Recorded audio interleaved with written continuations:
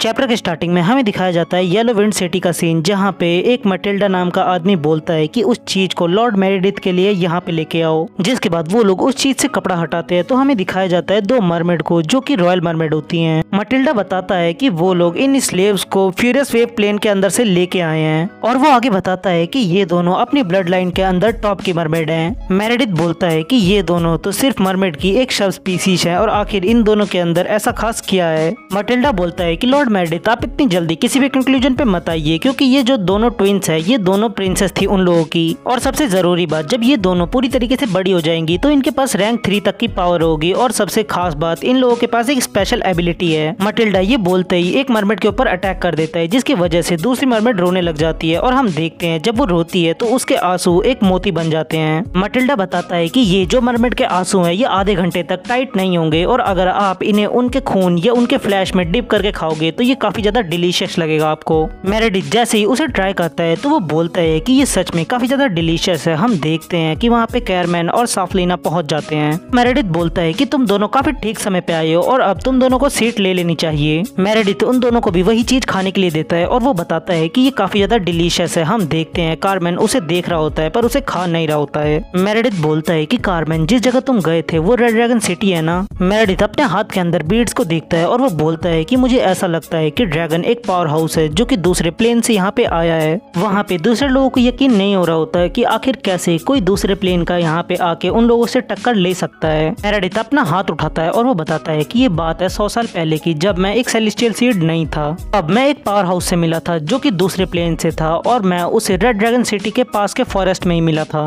और जैसा कि तुम लोग ये घाव देख पा रहे हो, ये उसने मुझे दिया था जब हम दोनों की फाइट हुई थी, और उसका नाम था ब्लास्ट, जो कि अजूरा प्लेन से यहाँ पे आया था। और इन सब के बारे में तुम्हारा क्या कहना है कारमैन? या नहीं मैं तुम्हें ड्रैगन कहूँ, और इसके बारे में तुम्हारा क्या कहना है? यांग अपने मन में बोलता है कि आखिर ऐसा कैसे हो सकता है कि पहली बार मेरा डिस्गाइज पकड़ा गया है और मैं कुछ भी नहीं कर पाया। फिर वो ड्रैगन के अंदर ट्रांसफॉर्म हो जाता है। वो बोलता है कि मैंने जैसा कि सोचा था, तुम सच में एक सेलेस्टियल सीड हो, और पहली बार ऐसा हुआ है कि कोई मुझे पकड़ पाया है। मेरेडिथ उसे अपने बीड्स को दिखाता है। वो बताता है कि ये बीड्स मेरे सिर्फ ट्रस्टेड सबऑर्डिनेट की वजह से बनती है, और अगर उनमें से कोई भी मरता है तो ये टूट जाती है अपने आप ही। मेरेडिथ बोलता है कि साफलीना, मुझे हैरानी है कि आखिर तुमने मुझे धोखा क्यों दिया। हम देखते हैं वो जल्दी से भाग कर ड्रैगन के पीछे छुप जाती है। ड्रैगन बोलता है कि ऐसा लगता है कि साफलीना ने चुन लिया है कि आखिर उसे किसके साइड रहना है। मेरेडिथ साफलीना की ऐसी हरकत देख के काफी ज्यादा चिढ़ जाता है, और वो बिना सोचे समझे उन दोनों के ऊपर अटैक कर देता है। हम देखते हैं ड्रैगन उसे पीछे करता है। मेरेडिथ बोलता है कि तुम्हारे अंदर काफी ज्यादा ह्यूमैनिटी है, और अब तुम इसका प्राइस पे करोगे अपनी जान दे के। हम देखते हैं ड्रैगन भी अपना अटैक करता है, और वो बोलता है कि तुमने मुझे कम समझा है क्या, और मेरा एक ही हाथ काफी है तुमसे डील करने के लिए। हम देखते हैं उन दोनों के अटैक की वजह से वहाँ पे एक बहुत बड़ा ब्लास्ट होता है। तो मेरेडिथ बोलता है कि आखिर तुम कौन हो और तुम कहाँ से आए हो, और तुम मुझे मरने से पहले ये सब बता देना जरूर। ड्रैगन बोलता है कि चलो देखते हैं कि आखिर कौन किसको मारेगा। जिसके बाद वो अपना मास्क निकाल के पहन लेता है। वो अपना इंट्रोडक्शन देता है। वो बोलता है कि मैं हूँ ड्रैगन, जो कि 12 ज़ोडिएक के अंदर से एक हूँ, और मैं अजूरा प्लेनेट के जजमेंट से आया हूँ, और आज मैं ओडिसियन के सो कॉल्ड सेलेस्टियल सीड को यहाँ पे जान से मारूंगा। मेरेडिथ फिर अपने विंग्स बाहर निकालता है, और वो गुस्से में बोलता है कि तुम एक बेकार जगह में पैदा हुए हो जहाँ पे कोई भी मैजिक नहीं है, और तुम मुझसे भिड़ने की बात कर रहे हो, और तुम हम दोनों के सिविलाइजेशन का गैप तो जानते होगे ना। मेरेडिथ तभी ड्रैगन के ऊपर अटैक कर देता है, और वो बोलता है कि जब तक तुम रेन मास्टर सुप्रीम सेलेस्टियल को यहाँ पे नहीं बुला पाओगे तब तक तुम कुछ भी नहीं कर पाओगे। और वो बोलता है कि आखिर ये कैसे एक सुप्रीम सेलेस्टियल को यहाँ पे समन कर सकता है। ड्रैगन बोलता है कि उसने गलती से ये मिस्ट्री सीख ली थी शैडो शमन की, और अब उसे पता चल रहा है कि इसे सेलेस्टियल प्रोजेक्शन कहते हैं। ड्रैगन बताता है कि उसे जल्दी से जल्दी इसे समन करना होगा, नहीं तो मेरेडिथ अगर यहाँ पे पहुंच गया तो वो इसे डिस्ट्रॉय कर देगा। हम देखते हैं ड्रैगन कैसे भी करके उस सुप्रीम सेलेस्टियल की प्रोजेक्शन को समन कर लेता है। मेरेडिथ उसे देखते हुए बोलता है कि सुप्रीम सेलेस्टियल, आखिर कैसे ही इस जैसा कचरा एक सुप्रीम सेलेस्टियल को यहाँ पे समन कर सकता है, और मैंने इसके बारे में कभी भी ऐसा नहीं सुना था। ड्रैगन बोलता है कि अब तुम मरो, जिसके बाद वो अपने सुप्रीम सेलेस्टियल को ऑर्डर देता है मेरेडिथ के ऊपर अटैक करने का। मेरेडिथ बोलता है कि जैसा कि तुम एक सुप्रीम सेलेस्टियल को समन कर सकते हो, इसका मतलब कि तुम क्लोज कॉम्बैट में कुछ अच्छे नहीं होगे। तभी वो काफी तेजी से ड्रैगन के पास पहुंचता है। वो बोलता है कि आज मैं तुम्हें जान से मार डालूंगा। हम देखते हैं ड्रैगन उसे बोलता है कि आखिर तुमसे किसने कहा कि मैं क्लोज कॉम्बैट में अच्छा नहीं होऊंगा। हम देखते हैं तभी ड्रैगन मेरेडिथ को पंच करता है, जिसकी वजह से मेरेडिथ की हालत एकदम खराब हो जाती है। वो बोलता है कि तुमने 2 अल्टीमेट मिस्ट्री को मास्टर किया है, और आखिर कैसे, और सबसे जरूरी बात, तुम्हारे इस पंच की फीलिंग मुझे बिल्कुल ब्लास्ट की याद दिला रही है। ड्रैगन मेरिडिथ को काफी बुरी तरीके से पीट रहा होता है। वो बोलता है कि आखिर तुम किस तरीके के पागल इंसान हो। तो ड्रैगन बोलता है कि मैं तुम्हें तब बताऊंगा जब तुम मर जाओगे। मेरिडिथ की हालत काफी बुरी हो जाती है और वो वहाँ से भागने की कोशिश कर रहा होता है। तभी हम देखते हैं ड्रैगन अपनी मेंटल स्पिरिट से एक स्वॉर्ड बनाता है और वो मेरिडिथ के अंदर घुसा देता है। ड्रैगन जब उसकी पावर्स को एब्जॉर्ब कर रहा होता है वो बोलता है कि तुम्हारी अल्टीमेट मिस्ट्री इतनी कुछ ज्यादा खास नहीं है और क्या तुम्हारी तरह ही सारे सेलेस्टियल सीड इतने ज्यादा वीक होते हैं। हम देखते हैं ड्रैगन को वो सेलेस्टियल सीड मिल जाता है। वो लोग बोलते हैं कि ये सेलेस्टियल सीड हमारी मोयांग टेरिटरी का है और इसके जाने के बाद हम लोग काफी ज्यादा वीक हो जाएंगे। और क्या सारी डोमिनेंट और बड़ी फैमिलीज ने इस जैसे को चुना था इस सीड को बचाने के लिए। सबसे बड़ी प्रॉब्लम तो उन लोगों के लिए ये है कि यहाँ पे ड्रैगन है और वो काफी ज्यादा स्केरी है। वो मरमेड बोलती है कि क्या लॉर्ड ड्रैगन हम लोगों को यहाँ से बचा के लेके जा सकते हैं। तो वो दूसरी मरमेड बोलती है कि क्या हम लोग दोबारा से फ्रीली अपने ओशंस के अंदर तैर सकती हैं। अभी वहाँ पे एक क्रैक ओपन होता है जिसके अंदर से आवाज आती है कि आखिर तुम्हारी हिम्मत कैसे हुई, तुमने हमारे गैब्रियल फैमिली की एक आई को मार डाला जान से। हम देखते हैं ड्रैगन को जो कि वहाँ पे रुकता नहीं है। वो वॉइड वॉर्टेक्स बनाता है और उसके अंदर उन दोनों मरमेड्स को डालता है और खुद भी वहाँ से जल्दी से भाग जाता है। जिसके बाद हमें एक और 5th रैंक के सेलेस्टियल जिसका नाम होता है बिल बूम को दिखाया जाता है। वो बोलता है कि गैब्रियल फैमिली को वो सेलेस्टियल सीड काफी ज्यादा मुश्किलों के बाद मिला था। उन लोगों ने काफी सारी जंगें लड़ी थी उस सीड को पाने के लिए और आज उनका वो सेलेस्टियल सीड किसी बेकार के आदमी के पास है। ये कितना ज्यादा बकवास है। वो आसमान की तरफ पॉइंट करते हुए बोलता है कि गिंगासोल तुम मुझे ये बताओ कि जब तुम उन दोनों को देख रहे थे ये सब करते हुए तो आखिर तुमने उन्हें रोका क्यों नहीं। फिर हम देखते हैं 5th रैंक सेलेस्टियल गिंगासोल को जो कि बोलता है कि मैं गैब्रियल फैमिली की कोई आया नहीं हूँ और आखिर तुम्हारी हिम्मत कैसे हुई मुझसे ऐसे बात करने की। और अगर तुम्हें सच में किसी पे इल्जाम डालना है तो तुम अपने गैब्रियल फैमिली के उस कचरे पे डालो जो कि अपने सेलेस्टियल सीड को प्रोटेक्ट भी नहीं कर पाया। बिलबूम बोलता है कि क्या तुम्हारा जीने से मन भर गया। तो गिंगासोल बोलता है कि क्या इतना काफी नहीं है कि आज गैब्रियल फैमिली ने अपना सेलेस्टियल सीड खोया है। क्या तुम चाहते हो कि आज मैं एक 5th रैंक के सेलेस्टियल को यहाँ पे जान से मार डालूं। तभी उन लोगों के बीच में कोई आ जाता है और वो बोलता है कि तुम दोनों अपने आप को शर्मिंदा करना बंद करो और गिंगासोल अगर तुम यहाँ पे कुछ करते तो मेरिडिथ यहाँ पे नहीं मरता। और वो पर्सन बोलता है कि तुम्हारी गैब्रियल फैमिली के अंदर से एक पावर हाउस की वजह से एक सेलेस्टियल सीड किसी और प्लेन के हाथ में चला गया है और अब तुम्हें सोचना चाहिए कि आखिर तुम कैसे इन सारे ट्रबल्स को खत्म करके उस सीड को वापस से ओडेसियन प्लेन के अंदर लेके आ सकते हो। बिलबूम बोलता है कि मैं जानता हूँ और हम गैब्रियल फैमिली वाले कुछ भी करेंगे अपने सीड को वापस लेने के लिए। हम देखते हैं कि यांग ये सारी बातें पीक पैलेस से सुन रहा होता है जहाँ पे बिलबूम बोलता है कि ये तो बहुत अच्छी बात है कि हमारे सबसे ज्यादा टैलेंटेड पर्सन ने भी उस सीड को डाइजेस्ट नहीं कर पाया इन 100 सालों के अंदर भी और हम लोगों के पास काफी ज्यादा टाइम है उसे ढूंढने के लिए। यांग अपने मन में बोलता है कि उसे इस चीज को डाइजेस्ट करने के लिए काफी ज्यादा टाइम तक रुकना होगा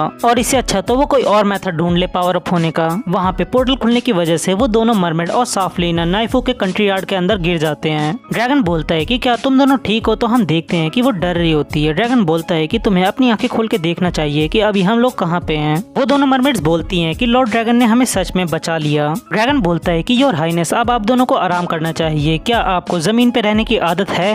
वो मरमेड बोलती है कि लॉर्ड ड्रैगन हम मरमेड्स किनारे पे तो आ सकते हैं पर ओडेसियन के लोगों ने हम लोगों के ऊपर स्पेल किया हुआ है और अगर हमने ट्रांसफॉर्म करने की कोशिश करी अपने टेल्स को टांगों के अंदर तो हम तुरंत ही मर जाएंगे। ड्रैगन बोलता है तो अच्छा ये बात है। जिसके बाद वो अपनी पावर्स यूज करता है और उन दोनों की सील्स को ब्रेक कर देता है। ड्रैगन बोलता है कि मैंने तुम्हारे ऊपर से वो बेकार से सील हटा दी है और अब जब तुम चाहे तब इंसान बन सकती हो। वो मरमेड बोलती है कि क्या सच में। तो उसकी बहन बोलती है कि लेनर क्या तुम पागल हो गई हो और अगर वो सील अभी भी हमारी बॉडी के ऊपर होगी तो तुम मर जाओगी। लेनर बोलती है कि मैं लॉर्ड ड्रैगन के ऊपर भरोसा करती हूँ। अगर उन्होंने हमें नहीं बचाया होता उस जगह से तो अभी भी हम लोग उन ओडिसियंस के लोगों को खाना सर्व कर रहे होते। जिसके बाद हम देखते हैं लेनर अपने आप को ट्रांसफॉर्म करना शुरू कर देती है और वो इसमें कामयाब भी हो जाती है और उसकी टांगे वापस आ जाती है। लेनर बोलती है कि मैंने तुमसे कहा था ना कि लॉर्ड ड्रैगन सिर्फ बोलते ही नहीं है करके भी दिखाते हैं। और हम देखते हैं वहाँ का माहौल काफी ज्यादा गर्म हो चुका होता है। उसकी बहन बोलती है कि लेनर क्या तुम भूल गई हो कि तुमने कोई भी स्कर्ट नहीं पहनी है। जिसके बाद हम देखते हैं वो काफी ज्यादा शर्मा जाती है। वो बोलती है कि ऐसा नहीं हो सकता। ड्रैगन अपने मास्क को बाहर निकालता है। वो बोलता है कि मैंने कुछ भी नहीं देखा और हम इसकी स्माइल देख के तो ऐसा बोल सकते हैं कि इसने सब कुछ देख लिया है। तभी वो सारी आवाजें सुन के नाइफू गेट खोल के बाहर आ जाती है। वो बोलती है कि ड्रैगन का ये तुम हो। हम देखते हैं तभी वो उसे गले लगा लेती है। वो बोलती है कि फाइनली तुम वापस आ गए। मेरे को तुम्हारी कितनी ज्यादा चिंता हो रही थी। ड्रैगन को तभी कुछ अजीब महसूस होता है और वो जैसे ही पीछे देखता है तो वो देखता है कि लेनर की आंखों के अंदर आग जल रही होती है और नाइफू के आंखों में भी आग जल रही होती है और उन दोनों के मन में यही चल रहा होता है कि मैं इसे जान से मार डालूंगी। और हम देखते हैं ड्रैगन इन दोनों के बीच में पिस रहा होता है। ड्रैगन बोलता है कि मैंने गैब्रियल फैमिली के मेरिडिथ को मार दिया है और अब मैं ज्यादा देर तक रेड ड्रैगन सिटी के अंदर नहीं रह सकता और ना ही मैं अब गैब्रियल फैमिली फैमिली और सिसिल फैमिली के टेरिटरीज के अंदर जा सकता हूँ और मेरा तो ब्रैंडॉट फैमिली के संग 36 का आंकड़ा है, यानी कि इसका मतलब अब मेरे पास अल्फोंसो फैमिली और ली फैमिली बची हुई है। ड्रैगन बोलता है कि सबसे पहले मुझे अल्फोंसो फैमिली के अंदर देख के आना चाहिए। जैसे ड्रैगन वहाँ से निकलने की कोशिश कर रहा होता है तो उसके पीछे से आवाज आती है कि आखिर तुम कहाँ जा रहे हो। तो ड्रैगन बोलता है कि इसके पीछे काफी ज्यादा बड़ी स्टोरी है। नाइफू और लैनर उसकी ऐसी बात सुन के जग जाते हैं, जिसके बाद सारी लड़कियां मिलकर ड्रैगन को काफी देर तक गालियां देती हैं उन लोगों को अकेला छोड़ने के लिए। ड्रैगन उन लोगों को ऑप्शन देता है कि या तो तुम यहाँ पे रह सकती हो या तो तुम लोग मेरे संग चल सकती हो। उन चारों लड़कियों का जवाब एक ही होता है कि हम तो तुम्हारे साथ ही चलेंगे। नेक्स्ट सीन में हमें दिखाया जाता है होली सी सिटी का सीन, जहाँ पे ड्रैगन बोलता है साफलीना से कि साफलीना क्या हुआ, आखिर तुम्हें क्या चाहिए। साफलीना बोलती है कि मास्टर क्या मैं उस चीज को खा सकती हूँ। तो ड्रैगन बोलता है कि ठीक है जाओ तुम उसे खा लो और तुम थोड़े से और ले लेना ताकि तुम उसे दूसरे लोगों के संग भी शेयर कर सको। साफलीना उसे खरीदने के लिए चली जाती है, तभी उसके पीछे एक आदमी आ जाता है। वो बोलता है कि ब्यूटीफुल लेडी तो तुम्हें रोस्टेड चिकन पसंद है, अगर तुम चाहती हो तो मैं इसे तुम्हारे लिए पूरी जिंदगी ऑर्डर कर सकता हूँ, बस उसके लिए हम दोनों को दोस्त बनना पड़ेगा। साफलीना उसे गुस्से से देखती है। वो बोलती है कि थर्ड रैंक के पावर हाउस भी इतनी हिम्मत नहीं करते मुझसे ऐसे बात करने की। साफलीना तभी ड्रैगन को पकड़ लेती है। वो बोलती है कि मुझे माफ करना, मेरा पहले से ही एक बॉयफ्रेंड है। हम देखते हैं वो पर्सन वहाँ से चला जाता है। ड्रैगन बोलता है कि मुझे ये आदमी कुछ ठीक नहीं लग रहा है, इसलिए मुझे इसके ऊपर नजर रखनी होगी। नेक्स्ट सीन में हम देखते हैं कि वो सब लोग सो रहे होते हैं, तभी आधी रात में ड्रैगन की आंखें खुल जाती है। वो बोलता है कि जिस प्रीस्ट से आज मैं मिला था वो हमारी नेबरहुड में रहने के लिए आ गया है, मुझे तो ऐसा लग रहा है कि वो साफलीना का पीछा कर रहा है। जिसके बाद योजी इसका पता लगाने जाता है और उसे वहाँ पे कुछ अजीब महसूस होता है। तो योजी बोलता है कि मैंने इन्हें तो ढूंढ लिया पर ये मुझे अजीब से लग रहे हैं। जो उस प्रीस्ट के संग लड़की होती है वो अपनी गर्दन घुमा लेती है और वो बोलती है कि आखिर वहाँ पे कौन है। तो जी जब उन दोनों को देखता है ध्यान से तो उन दोनों की आंखें काफी ज्यादा खाली होती है। वो बोलता है उनसे कि आखिर तुम दोनों कौन हो। वो लड़की योजी के ऊपर अटैक कर देती है। वो बोलती है कि जो भी मेरी मदर को नहीं ढूंढने देगा मुझे, मैं उसे मार डालूंगी। योजी उस लड़की की पावर्स देखते हुए बोलता है कि इसकी पावर्स तो लाइट सेंट से भी काफी ज्यादा हैं। योजी उसके अटैक को डॉज करता है और वो उसकी तारीफ करता है कि तुम इतनी ज्यादा छोटी हो और फिर भी तुमने इतना डेडली अटैक कर दिया, वो भी इतनी आसानी से। हम देखते हैं वो उसके पीछे आ जाता है। फिर योजी भी अपना एक खास मूव यूज करता है, पर हम देखते हैं वो लड़की वहाँ से गायब हो जाती है और काफी तेजी से योजी के पीछे आ जाती है। वो लड़की बोलती है कि तुम मेरे को मेरी मदर को ढूंढने से रोक रहे हो, इसलिए मैं तुम्हें जान से मार दूंगी। वो फिर से योजी के ऊपर अटैक करती है, जहाँ पे ये अटैक योजी को लग भी जाता है। योजी बोलता है कि ये बच्ची ह्यूमन नहीं है, ये किसी तरीके की सुपरनेचुरल पावर है। हम देखते हैं उस बच्ची को जो कि अपने आप के 2 टुकड़े कर लेती है। योजी बोलता है कि मैं इसे मार नहीं सकता और यहाँ तक कि ये स्प्लिट भी हो रही है, ये तो कितनी ज्यादा डेंजरस चीज है। तभी हम देखते हैं किसी पर्सन को जो कि बोलता है कि होली स्पिरिट डॉल तो आखिर तुम यहाँ पे हो। वो पर्सन उस बच्ची के ऊपर अपनी पावर्स यूज करता है, जहाँ पे हम देखते हैं वो एक डॉल के अंदर कन्वर्ट हो जाती है, जिसकी वजह से उस प्रीस्ट की भी कॉन्शियसनेस वापस आ जाती है। वो प्रीस्ट बोलता है कि लॉर्ड डेमोन प्लीज आप मुझे माफ कर दीजिए। डेमोन बोलता है कि अब तुम यहाँ से जा सकते हो। योजी बोलता है कि अच्छा तो ये है मास्टर डेमोन, इसकी लुक्स तो बिल्कुल डिफरेंट है जो मैंने अल्केमी मैट्रिक्स के अंदर पढ़ी थी, और ना ही इसके लुक्स और पर्सनैलिटी सेज स्टोन से मिलते हैं। डेमोन बोलने जा रहा होता है कि तुम कौन हो, तभी योजी उसके सामने एक बियर की बोतल फेंक देता है। डेमोन उसे देख के बोलता है कि ये सिंगटाओ बियर है ना, और मैंने कभी भी नहीं सोचा था कि मैं अपनी इस जिंदगी में दोबारा से इसे कभी पी पाऊंगा। और वो ये बोलते ही रोने लग जाता है। वो बोलता है कि क्या तुम अजूरा प्लेनेट से हमारी कोई गेस्ट हो। योजी उसे खाना और ड्रिंक्स ऑफर करने के लिए कहता है और वो बोलता है कि नेक्स्ट टाइम मैं आपके लिए बारबेक्यू भी जरूर करूंगा। डेमोन बोलता है कि क्या मैं कोई सपना देख रहा हूँ। जिसके बाद वो योजी से पूछता है कि तुमने मेरे लिए इतना कुछ किया, क्या मैं तुम्हारे लिए कुछ कर सकता हूँ। योजी फिर अपनी लोमड़ी बुद्धि चलाता है और वो बोलता है कि आप सिर्फ खाना खाते समय मेरे क्वेश्चंस के जवाब देना। डेमोन बोलता है कि अब तुम्हें अपना मास्क निकाल लेना चाहिए ड्रैगन, और योजी ने इसे अपना गलत नाम बताया होता है। ड्रैगन बोलता है कि मास्टर डेमोन मैं पूछना चाहता हूँ कि आखिर मैं इस सीड को कैसे रिफाइन कर सकता हूँ। डेमोन बोलता है कि मेरे को तुम्हें बता देना चाहिए कि आखिर एक सेलेस्टियल क्या होता है। अगर तुम सेलेस्टियल बन जाते हो सबसे लोएस्ट लेवल के यानी कि ब्रोंज सेलेस्टियल, तब भी तुम्हारी पावर्स काफी ज्यादा बढ़ जाएंगी। और 4 तरीके के सेलेस्टियल होते हैं, ब्रोंज, सिल्वर, गोल्डन और सबसे मिस्टीरियस सुप्रीम सेलेस्टियल्स। और जैसा कि तुम जानते होगे सेलेस्टियल बनने के लिए 3 तरीके हैं ब्रेक थ्रू करने के लिए, रैंक 4 से रैंक 5 के लिए। पहला मेथड है लाइफ एल्केमी, जिसके अंदर बिल्कुल भी इंसानियत नहीं होती। दूसरा मेथड है किसी रिफाइंड ट्रेजर को यूज करना लाइक सेज स्टोन और अर्थ कोर के स्प्रिंग को। और तीसरा और सबसे आखिरी सेलेस्टियल सीड, जिसकी मदद से तुम एक सेलेस्टियल बन सकते हो। और ये मेथड काफी ज्यादा एडवांस है, जिसकी वजह से तुम एक गोल्ड सेलेस्टियल बन सकते हो। ड्रैगन बोलता है कि क्या आप मुझे बता सकते हैं कि ये गोल्डन सेलेस्टियल कितना ज्यादा पावरफुल होता है। डेमोन बोलता है कि अगर मैं तुम्हें उसके बारे में सच बताऊं तो मैंने उसे आज तक नहीं देखा है, सिर्फ मैंने उसके बारे में सुना है। और अब फाइनली जिस चीज के बारे में तुम सुनना चाहते थे कि आखिर इस सेलेस्टियल सीड को रिफाइन कैसे करें, जिसके बाद वो उसे एक मेथड बताता है और वो बोलता है कि मेरे दिए हुए राउट के अंदर से अगर तुम अपना मैजिक फ्लो करते रहोगे तो 5 दिन से भी कम के अंदर ये सेलेस्टियल सीड तुम्हारी बॉडी के अंदर मर्ज हो जाएगा।